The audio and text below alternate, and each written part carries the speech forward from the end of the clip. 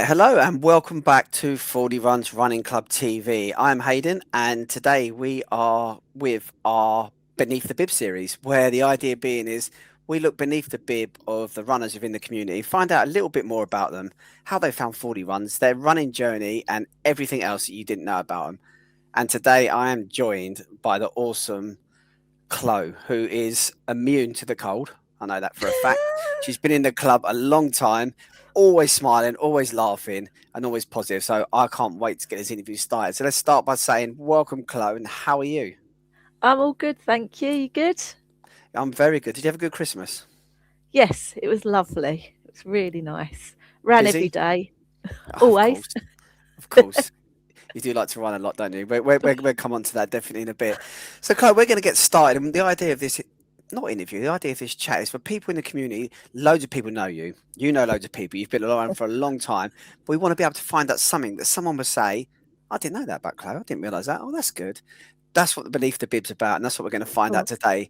So let's start with a little bit of background about you. Not so much running and 40 runs, just a bit of background about you, where you was brought up and anything else you think's interesting about Chloe. And what you done at school. Was you into sports, running or anything? Let's find out a bit about Chloe. okay. I grew up in East London, and my sport at the time, I suppose, was dancing. I was a dancer for 18 years, and I taught it as well. But my first sport, other than that, was swimming. All right. Didn't run at all. Um, yeah, that it was swimming really. Bit of gym work, stuff like that. But I've always been fairly fit, fairly fit. But I didn't actually find running until 2015, 2016. And that was sort of almost by accident, shall we say. I was by then kickboxing. But yeah, I know I'm a real jack of all trades, master of none. um, but I just before I started sort of boxing, sort of in my 30s, I actually had some problems with my knee. I had a giant tumour in my knee, which I Oh God. found I think it was, my daughter was only 18 months old at the time. My knee just swelled up one night. Actually found I had a tumour, rushed into hospital, had surgery within a week and a half. Luckily, Wow. it was benign, but I actually didn't walk properly for 3 to 4 years. 3 to 4 years. Yeah, I was limping Wow. around because I actually ended up having lots of surgery on my knee. Tumour removed, I had meniscus problems, I had a lot of scar tissue, loads of issues with that knee. But getting back to fitness, I did some boxing, some kickboxing, and then I get a bit, I'm very committed. Maybe I should be committed. But I wanted to get fitter and I thought, I'll just try a bit of running to increase the stamina. And then I thought, do you know what? With the thing with my knee, there was a chance I could have lost my leg because we didn't know what it was. I actually faced 2 weeks of thinking I could end up with my right leg My gone. God. And it was just a case of I'm doing boxing, I'm doing this to increase my fitness. Do you know what? I've got my leg. Let's use it. You know, you never It's a good know when attitude. it's going to be taken away from you. So did a bit of running and got really into it. Applied a few times for marathon. 2019, I got the London Marathon I know it's coming. in the ballots. Oh wow. The chances of that as well. I know. And I, so in the, it was late 2018, early 2019, it would have been in January. Fordies actually did the long run. I know this is like they did the long run show, but they did the long run, which was lots of people meeting up and going for a long run in Southend. Right. And they just put it on the marathon page, the London Marathon page, and Chris actually put it on there. Sorry, I've been joined by a cat. Said, yeah, we're doing this in Southend. So I sort of went along, and the rest, as they say, is history. Oh Join wow! So them. this was 2019. Yes. So how many of there was you doing the long run in Southend? I reckon there was probably 20 at the Quite a most. few then. Yeah, I remember Matt Della was there, obviously Chris, Billy, Helen, Alan was there, Fletch, a few others, Yeah. Kim and Sue Flynn. So Wow. we did the park run at Southend, and then we did the long run sort of just up and down the beachfront. And I got chatting to Helen, and I ran with Helen the whole time. And yeah, that was it. I became a 4D. So that was a bit of a baptism of fire running with Helen, because she's not slow at all, is she? No, no. But we buddied up, and then we sort of got chatting, and yeah, we do a bit of a Benfleet Essex Way run every now and then, which is a mile-long hill.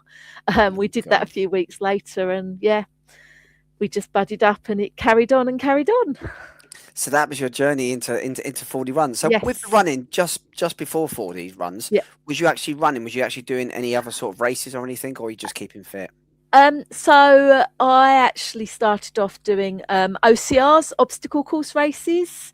So Of course you did, yeah. that was my first race was actually a Tough Mudder.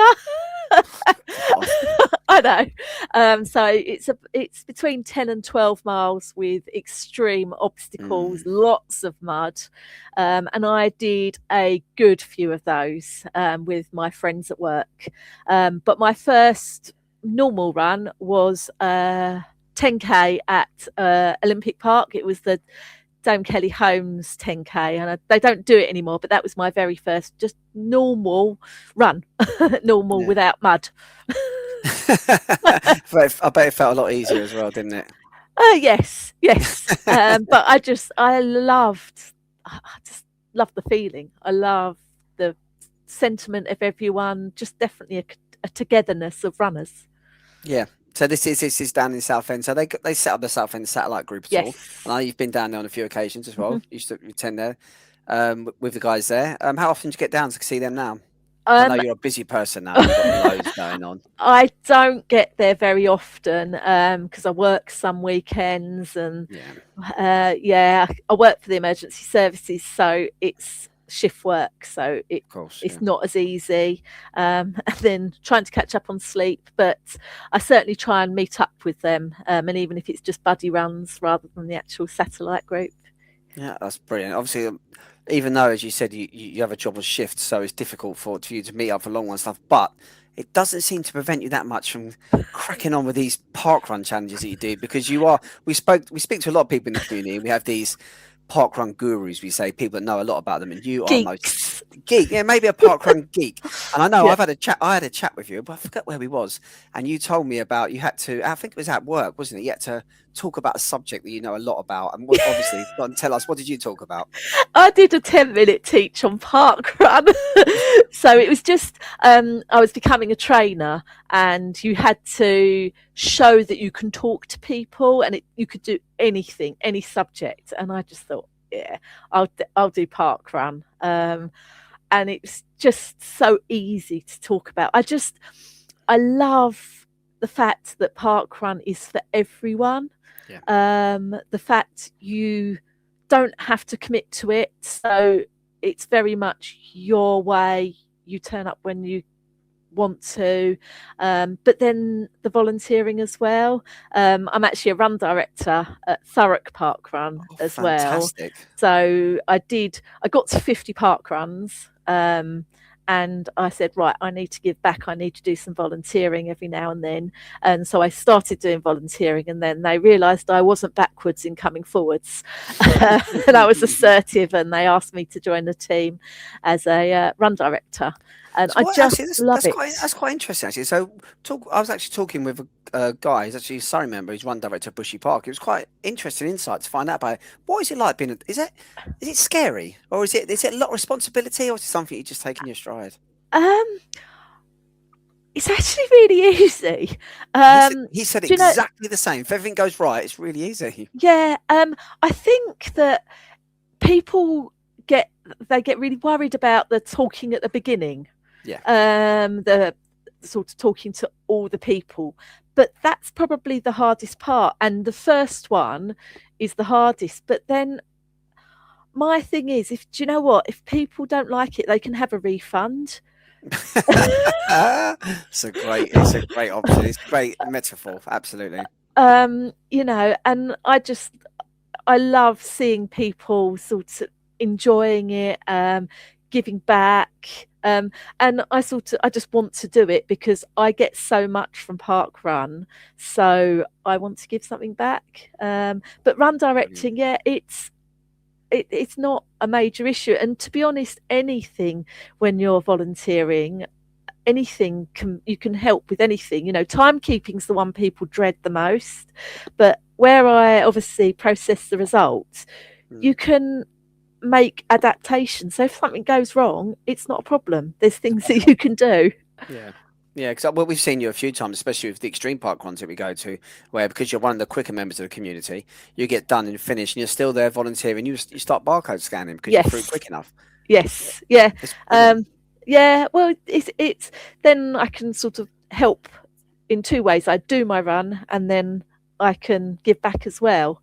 Yeah, Yes, sometimes I don't run, but sometimes I can. So yeah, it's absolutely great. brilliant.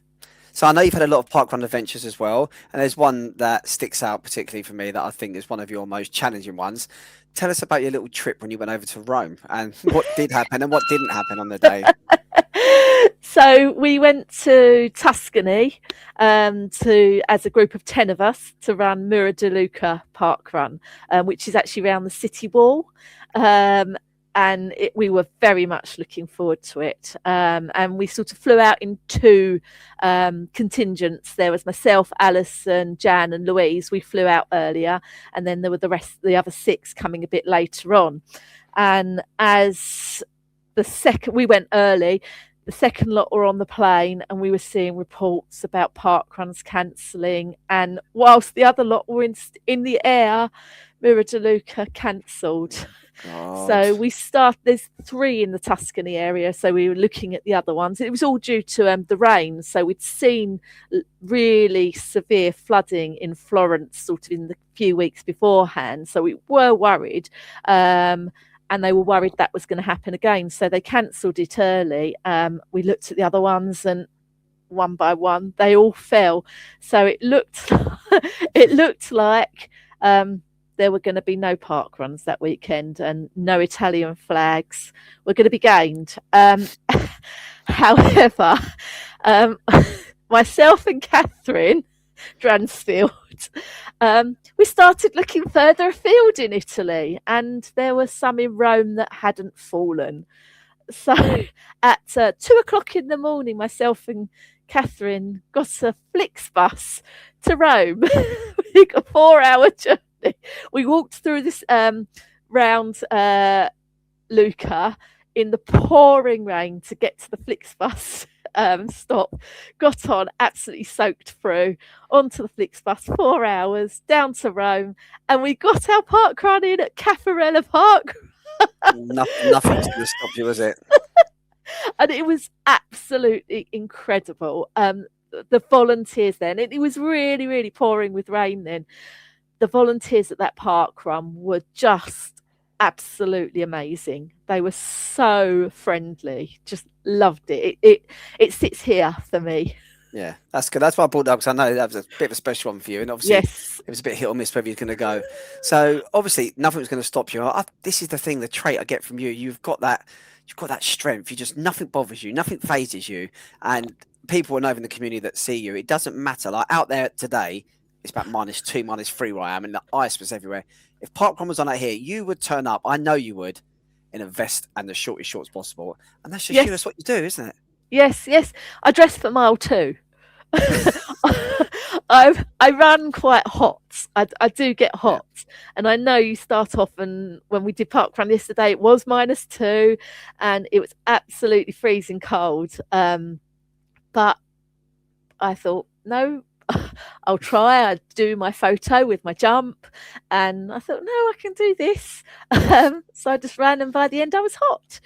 You know, So if we go on to your photo bombing, the thing you like to do, your calling card almost at Parkrun. So I've seen loads of pictures of you flying, kicking the Leaning Tower of Pisa. I've seen you wakeboarding, everything. You do all these extreme stuff. But every parkrun you go to, you like to do your jump, don't you, my above the jump, sign? yes, Where yeah. did that come from? So that's from my ballet days. Right. Okay. So when I was, I mean, I did quite a lot of different dancing, but ballet was my first love, and one of those was sort of a jumping in the air like that with my legs Yeah. sort of in a nice pose. And I've got some photos of me in a tutu doing that, and I just did it one day at a park run, and it's now stuck, and I have to do it every time. It's the way I do it. And talking of all parkruns, how many? So I know you had a milestone this weekend. How many parkruns was that you've done now? I hit 250 yesterday. 250. Congratulations. That is a big Thanks. milestone. And Yes. so, if you could, is it possible to pick out your favourite one out of the whole 250? And you can't choose the one you run director at just because you run director. That's not fair. What's your favourite park run that you've done? Oh, I mean, Summerdale Pavilion That was was good. pretty epic. Yeah. That was pretty The epic. girly whirlies. Yes, that really was. Um, and I really did like Land's End. I did that this summer. Um, but Caffarella, there was something about it. It was just, I can't put my finger on it. The feeling there was just amazing. They were not runners, the volunteer team, but they were just something else. They were, yeah, I can't put my finger on it, but yeah, That's a real fantastic. It's great great to hear. feeling. So, if we come away from park runs, we start thinking more about races and things. What races did you? Last year? What races was you at last year? Oh, Benfleet 15 was the first one of the year, and I'm doing it again this year. Actually, that's what the cat just knocked down my race number for that. So that's a tough one, isn't it? Is that the really Yes, difficult one? Yeah, with the it's hill. 15 miles, and Mm. it's all cross country. And the hardest part of that is the turnaround point is less than a kilometre from my house. And then I know I've got to go uphill to get to the finish line. And it is hills like that, muds. But there's something about that one. Yeah, it's something Just the horrendous. It challenge. sounds like to me a challenge. Yeah. There's definitely bragging rights with that. And then what else? I mean, the big half I did, and I've done. You're an That's advocate for the big half. Yeah. yes, I've Yeah. done every single one since it started. Wow. So now I can't miss it. It would So now feel wrong. you're collecting all the little medals. They're all Yes, the same yes, style medal. Brilliant. yes. And I did the Saucony, the Stort 10, Hatfield 10K, Vitality as well. Saw you at Vitality. So what about? Yes. We don't often. I know because obviously training and everything else. We don't often see you out on marathons. Is there a reason for that, or is it just not on your radar at the moment, or you just don't have time to commit? It is the worry of being able, because again, work can Yeah. be unpredictable, being able to commit to that training. Yeah. I always say your actual race day is your lap of honour. It's the training that I would want to commit to. And if I'm doing something, I want to do it properly. So my last marathon was actually in 2021, Wow. which I did the virtual London, and I went sub 4 that day, which I was very happy about. In negative splits. I managed to negative split Close it. style. Yes, I was trained well for that. And then, but on my horizon is 2027. I've got my eye on Chicago for my 50th. That now we are talking. Chicago's a great marathon. I know someone else actually. Yes. I think Kathy Ellis might be popping out there in Um, 2027 to do the Chicago that's the whole Marathon. point. We're both turning 50 that year. So Wow. it's she sort of mentioned it to me, and I thought, yes.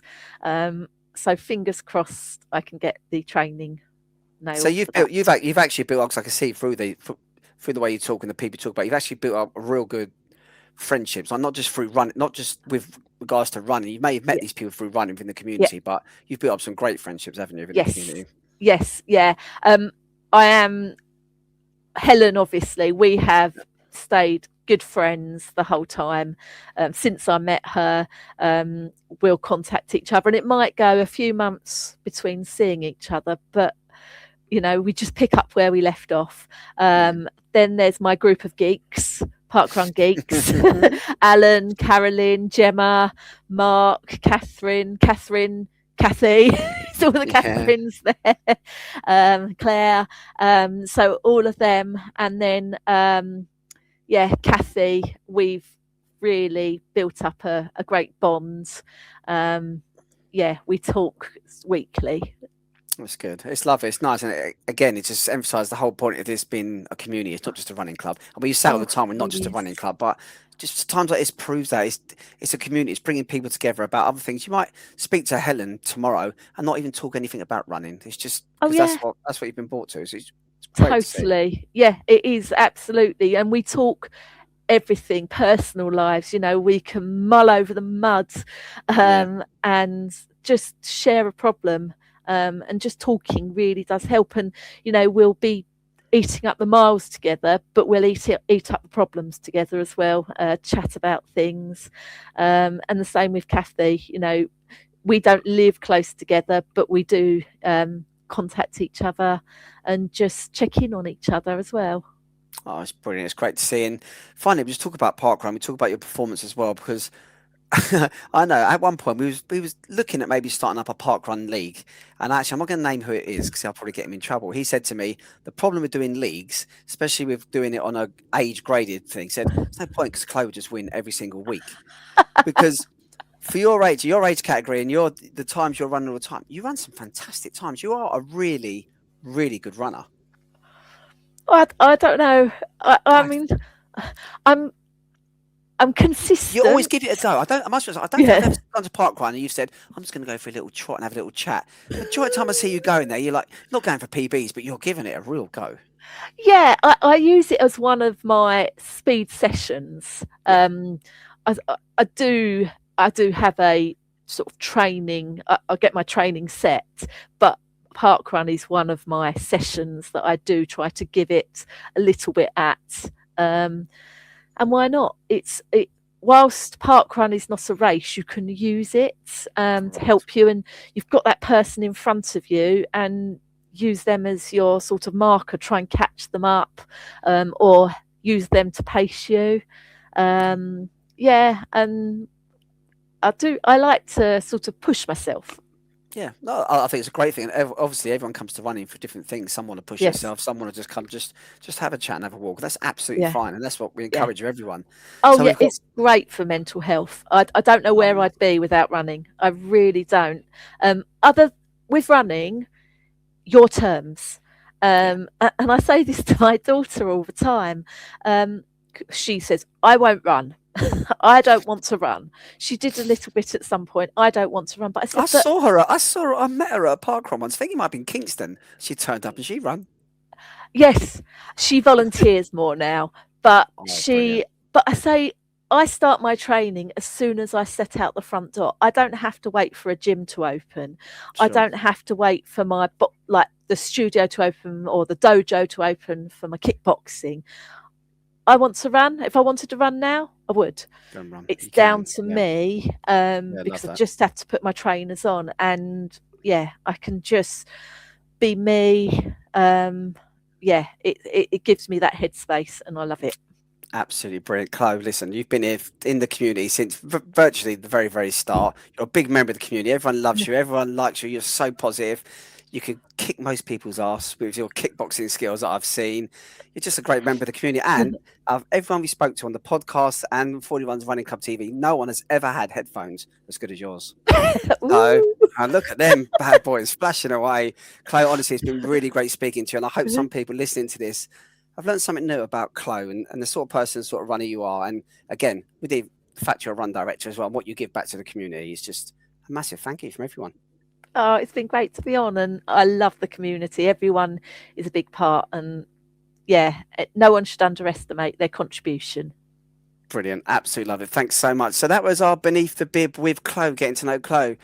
And we will wrap that up now and look out for this time next week. We should have another 41's Running Club community member and we'll find out more about them. Thanks for watching and we'll see you all very soon.